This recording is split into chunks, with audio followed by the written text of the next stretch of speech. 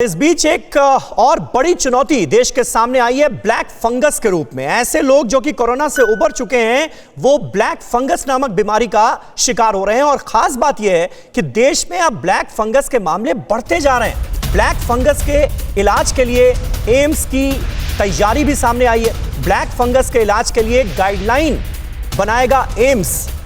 ये सोर्सेस के हवाले से इस वक्त की एक बिल्कुल ताजा अपडेट ब्लैक फंगस को लेकर हमारे पास आ रही है। ब्लैक फंगस को लेकर एम्स के विशेषज्ञों ने देश को अलर्ट किया है। और इस वक्त हम आपको सीधे लिए चलते हैं दिल्ली। कुमार कुंदन हमारे संवाददाता हमारे साथ जुड़ गए हैं। निश्चित तौर पर कुमार, एक बहुत बड़ी चिंता का सबब है इस वक्त देश के लिए जिस तरह से ब्लैक फंगस के मामलों में लगातार इजाफा देखा जा रहा है। गाइडलाइन बनाई जा रही है, ये गाइडलाइन कब तक सामने आ जाएगी, इसको लेकर क्या डिटेल, क्या अपडेट? देखिए, एम्स में जो ईएनटी डिपार्टमेंट के एचओडी हैं डॉक्टर आलोक ठक्कर, उनको एक कमेटी, इंटरनल कमेटी बनाई गई है, उसमें शामिल किया गया है। जिस कमेटी के रिपोर्ट के आधार पर जल्दी ही एक गाइडलाइन बनाई जा रही है और उसको फिर देश के जो तमाम डॉक्टर्स हैं और दूसरा एक्सपर्ट कमेटी है उसके सामने रखा जाएगा और उसको फिर पब्लिसाइज किया जाएगा।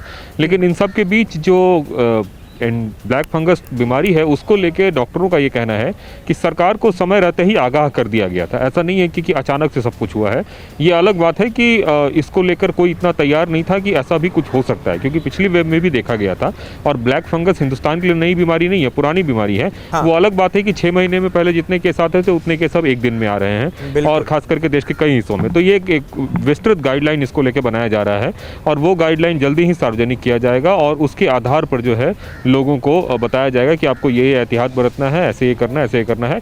और संभव है आज से कल तक में ये गाइडलाइन आ भी जाए।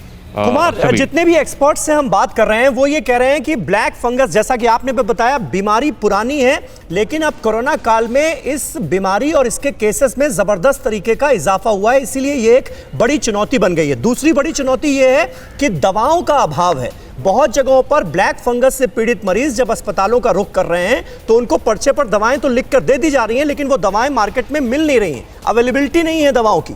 ये भी क्या एक बड़ी समस्या है जिसका कुछ निदान किया जाएगा? सरकार इस बारे में सोच रही है क्या?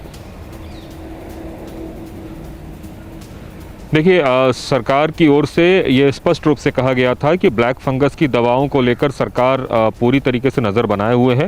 हालांकि सरकार ने इस बात से थोड़ा इनकार किया था कि अभी दवाओं की किल्लत है, और लेकिन उन्होंने साथ में ये भी कहा कि अगर ज़रूरत पड़ी तो हम विदेशों से भी दवाओं का आयात करेंगे। दरअसल समीर, जो ब्लैक फंगस की दवा होती है वो काफ़ी एक तरह से लॉन्ग टर्म चलने वाली होती है। मतलब अगर हम इंजेक्शन की ही बात करें तो इंजेक्शन ऐसा नहीं है कि एक इंजेक्शन लगाया और कल दूसरा नहीं लगेगा। वो पूरे 3 से 4 हफ्ते तक इंजेक्शन बकाया लगाया जाता है, और वो इंजेक्शन कॉस्टली भी है। 2 से 5 हज़ार तक एक इंजेक्शन का कॉस्ट आता है।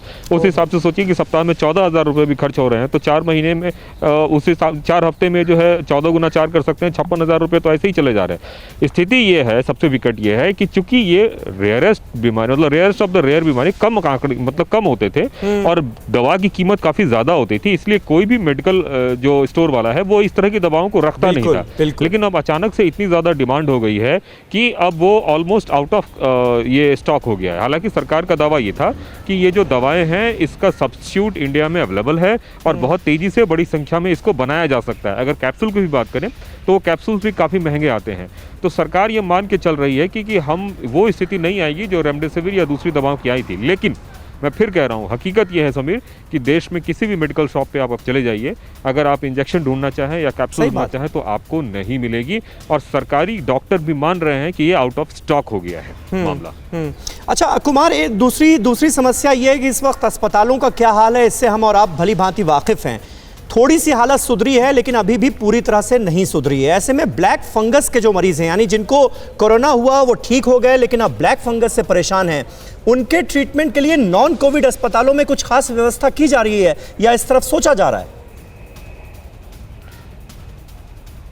देखिए, सबसे बड़ी परेशानी समीर यही आ रही है कि देश के मेट्रो या बड़े जो भी हॉस्पिटल्स हैं वो सारे के सारे अभी कोविड में कन्वर्टेड हैं। हाँ। अगर अब दिल्ली की ही बात कर लें तो गंगाराम, एम्स या जितने भी बड़े अस्पताल हैं वो सारे के सारे कोविड में कन्वर्टेड है। एम्स में कैंसर, डिलीवरी और ट्रॉमा, इन तीनों के अलावे किसी भी पेशेंट का एडमिशन नहीं हो रहा है। मतलब ये इमरजेंसी वाले सिचुएशन वाले मरीज हैं, इसलिए इन तीनों की भर्ती हो रही है।